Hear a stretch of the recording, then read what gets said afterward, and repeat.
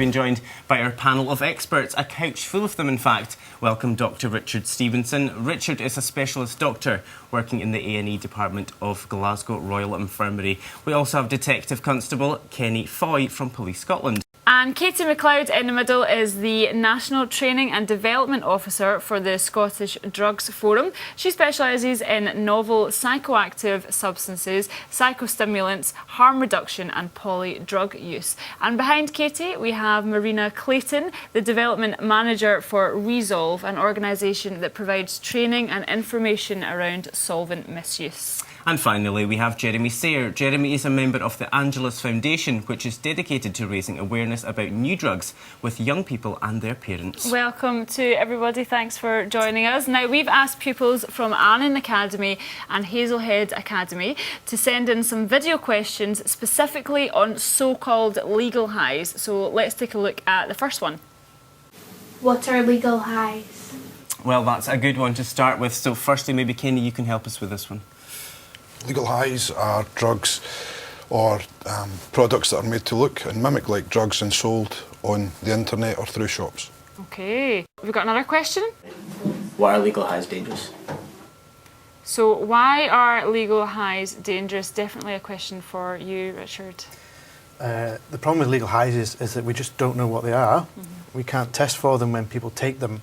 But what we've seen with certain chemicals is that they actually have killed young people who've been trying to take them recreationally. Okay, so in my understanding, we were chatting a wee bit earlier, legal highs, these drugs that are made to look like certain other drugs perhaps, we don't know what's in them and people are just putting, would you say they're putting anything in just so they can sell them? Absolutely. I mean, in some of the, all you're getting is caffeine, but in others we're getting really quite poisonous chemicals that even as doctors we have no experience of what they do on humans. And when they present to us, they're really quite ill. And the people are taking them thinking they're maybe buying something else. But then when they come to us, unfortunately, they come in very sick.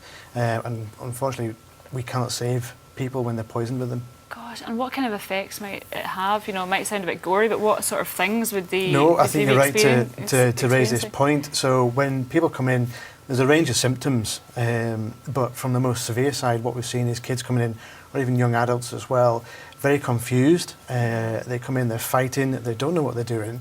They're confused, aggressive, they're fighting with the police, they're fighting with us when we're trying to help them. Their body temperatures start to rise to a dangerous level, and then that causes their muscles to effectively liquefy. So their muscles break down, and that leads to multi-organ failure. Their kidneys block up, kidneys stop working, their livers fail. And then unfortunately, they go to intensive care if they survive that, but they're dying 3 or 4 days later.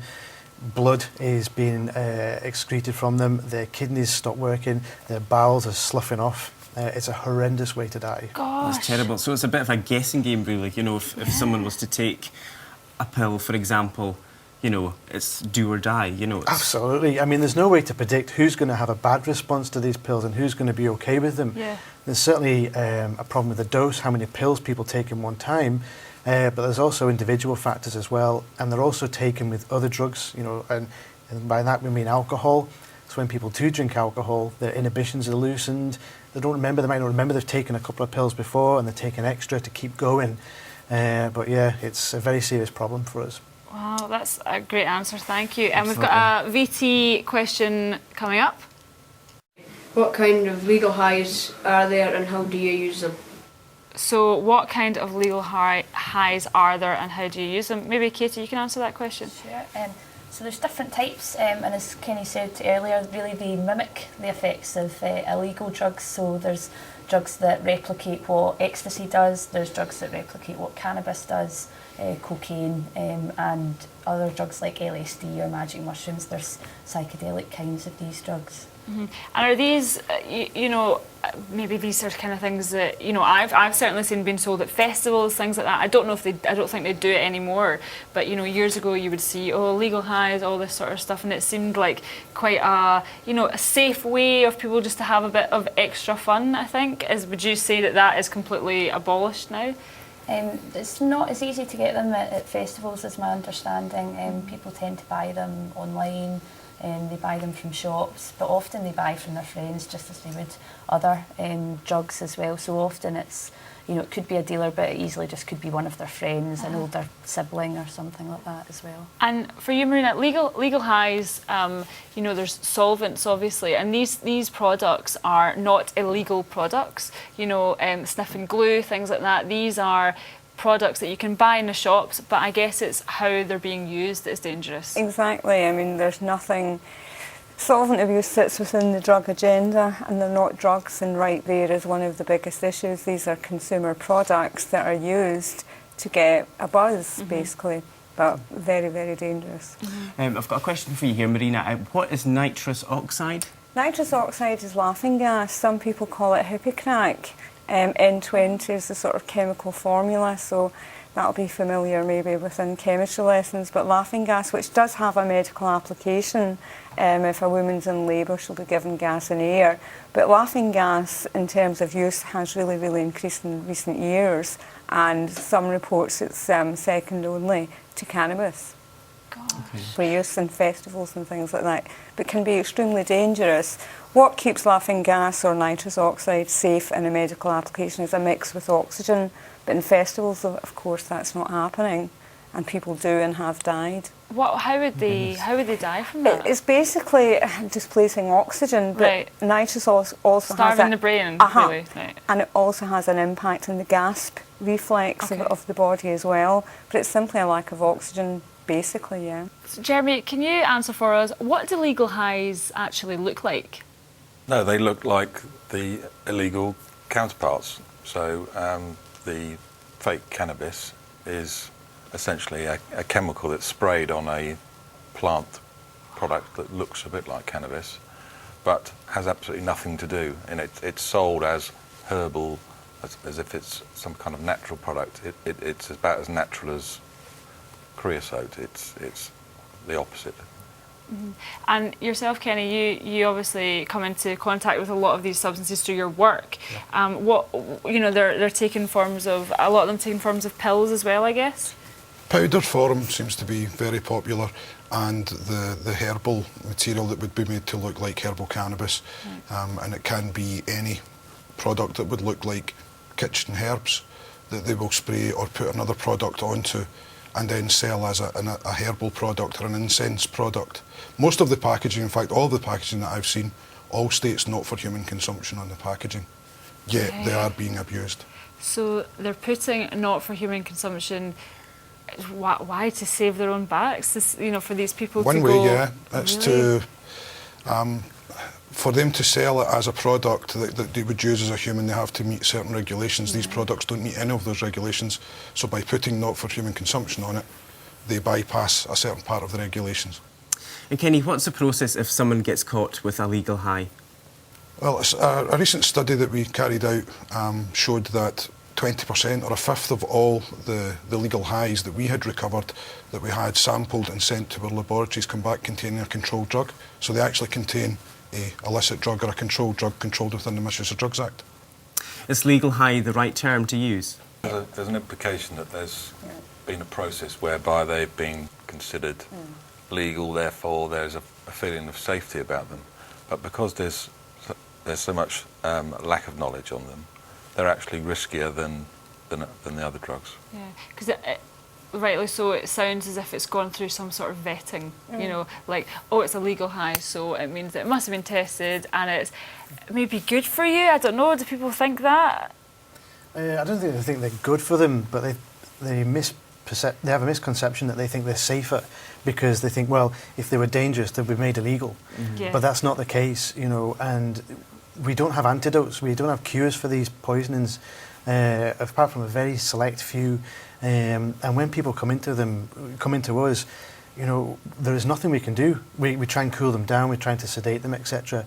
But we're seeing people dying in front of us, you know. So you literally, somebody comes into A&E and you can tell that they have taken something. Would they normally tell you? Would they say, I've taken whatever, maybe what the buzzword is of it, but they would maybe say, I've taken something. But if they maybe said to you, I've taken cocaine, would you treat them for that? But it was maybe what they thought was cocaine, but it's not. You know, it must be so difficult. You're right, it is to difficult. Save somebody's life. Yeah, and even if they say, well, I took product X, then we know from previous studies that product X might be one thing one week and then something totally different the next. Yeah. So there's no consistency with what people are buying. And when they do present to us, often they can't tell us what they've taken because they're so unwell. Yeah. It's absolutely frightening. But we've got another question here. How come you can buy legal highs online and in shops?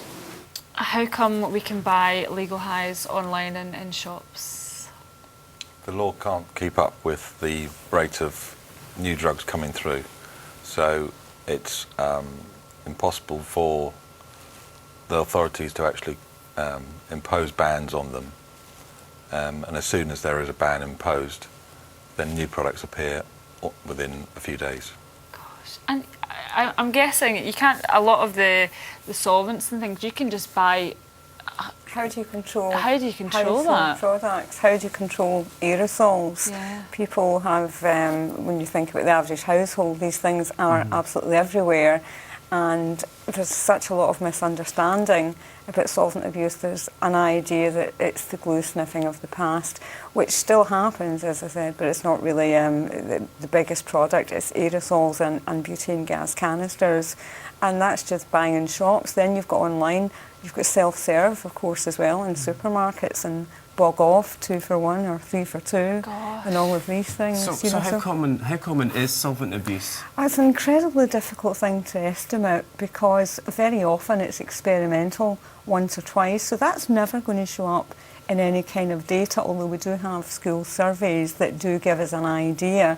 So sort of 2-3% will admit to trying at least once in their lifetime. The problem with that group of solvents, because it's a huge group of products, but the aerosols and butane is that one-time can and does kill.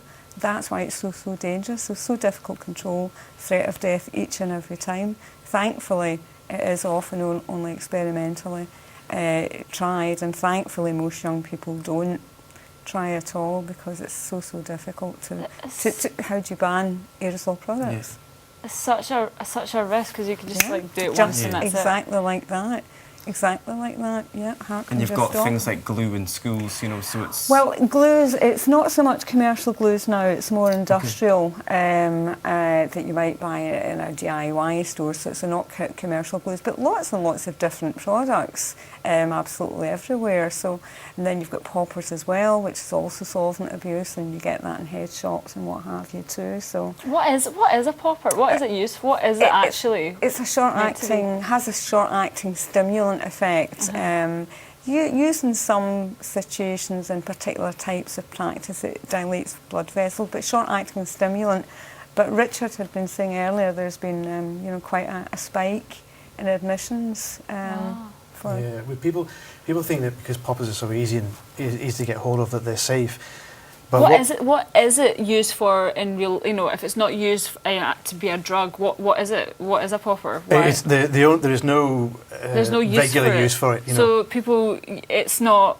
Are they illegal then? No, they're not illegal. They're sold as room odorizers. Right. So, but would people use what to make a nice smell in a room? Is that they don't smell nice? No, they don't smell nice. And the problem is that when you get a certain threshold in your bloodstream, it affects your body, the ability of the body to transport oxygen in the blood, and then we have to give certain antidotes to try and counteract that. But there is no medical use or industrial use for these chemicals for human consumption at all. So poppers are purely made to be a drug? They're classed as a room odorizer, right. And it says, do not inhale the contents from this bottle. But people are, and then some people mistakenly drink them because they think that will actually make them work quicker and more effective. But actually that becomes a life-threatening complication, and people have died from these particular products. Okay, I think we have another question. Is there any information within schools about legal highs? One for you, Information in schools. Yeah, I mean, there's lots of charities that go and do drugs information, and Scottish Drugs Forum would be one of those organisations that provide information. A lot of information is given out by teachers as well that will do drug education sessions, but there's certainly websites that can be accessed through the SDF website, where you can find out more about support in your area as well, and the address for that's sdf.org.uk. What would someone do if a pupil do if they found a pill or something what they thought was drugs? What should they do? Well, it would depend on the circumstances. If they were at school, then take it to a guidance teacher, or take it to somewhere that they may have a sin bin or a bin that they would put products like that in.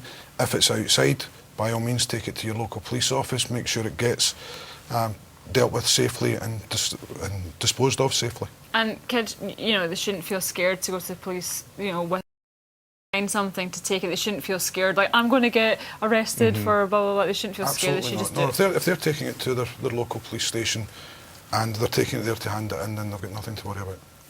OK, let's get another question from VT. What are the long-term health effects of legal highs and are they addictive? That's an interesting question, because are legal highs addictive?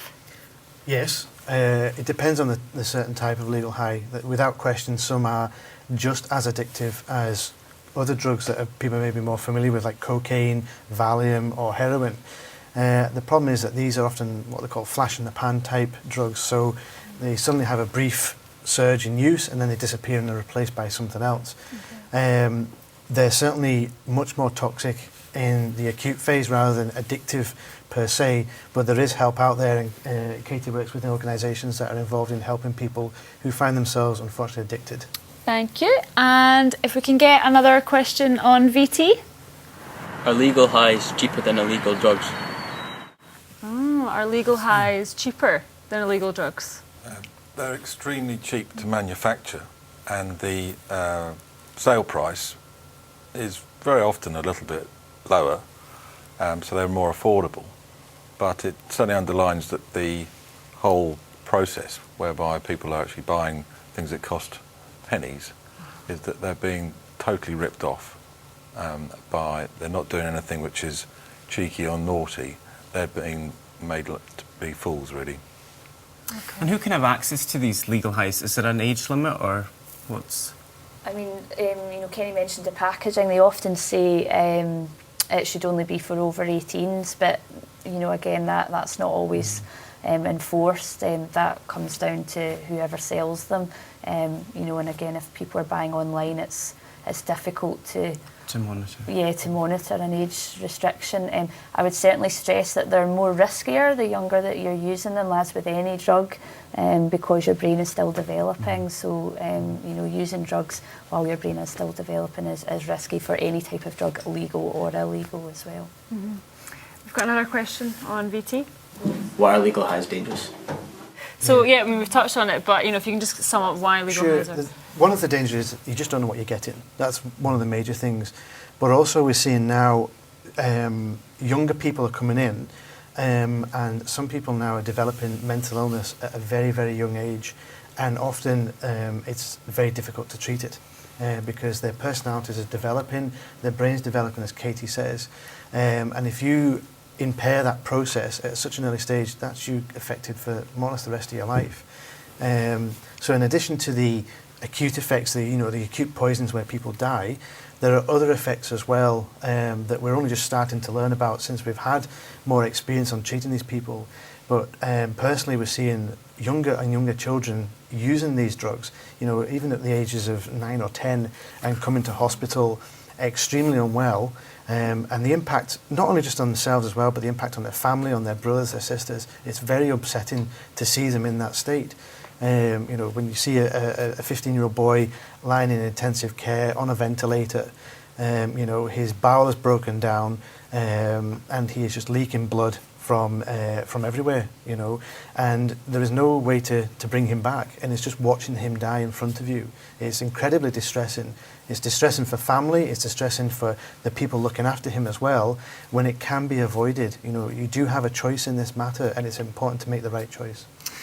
Can you get ecstasy in any other form other than pill form? Yeah, Kenny's seen a variety of forms, haven't you? Yeah, recently we've seen crystallised ecstasy or crystallised MDMA, which is the chemical compound name for ecstasy, and we've seen it as a powdered form as well. So would that be to, like mimic cocaine, basically? No, it would be sold as ecstasy. As ecstasy, but in powder form? Just in a different form. So you can't get it in powder form? Yeah. Gee, oh. Well, I think we've got one more question on VT. I'm just being told in my right ear. Why do shops and internet suppliers sell legal highs, and who monitors it? No one monitors it. And they sell it because they're, at present, because, as I explained earlier, they've all been marked not for human consumption. They will have an age rate on them. They're not breaking any retail law by selling them at present, because they're not selling it for humans to take and use. They're sold as room odorisers or herbal incense, something that you shouldn't physically put in your body. However, when people do, that's when the problems start. If somebody then was selling cocaine, and this is just a question, if somebody was selling cocaine and they put it in a packet and it's an illegal drug and it said not for human consumption, would that have any, what would that do? No, cocaine's controlled under the Misuse of Drugs Act as a Class A drug. Fine. So that would have been malicious, no matter what, that would have been completely legal, and it wouldn't have done, that wouldn't protect the dealer, if you know what I mean. No, absolutely not. And as I said earlier, some of these legal highs or research chemicals or novel psychoactive substances have returned from our laboratories stating that they have a controlled drug in them. So even by the very nature that they're called legal highs, doesn't mean that they won't contain a controlled drug, which inevitably could lead to a prosecution for you having that product on you. Lastly, Jeremy, do you think that the press and the media could be doing more around this issue? They can always be doing more because they like to exaggerate the risks. But with this issue, I think the risks are higher than many other drugs, because the questions that people might ask when they're taking a drug would be, how long does it take to start? Yeah. How long does it last? What are the side effects? What are the possible harms? And with these substances, the answer is almost always, I don't know, because they're so inconsistent from product to product. Gosh, well, thank you so much for joining us, everybody. It's been really great. And that's all the questions that we've got time for, unfortunately. But a big thank you to the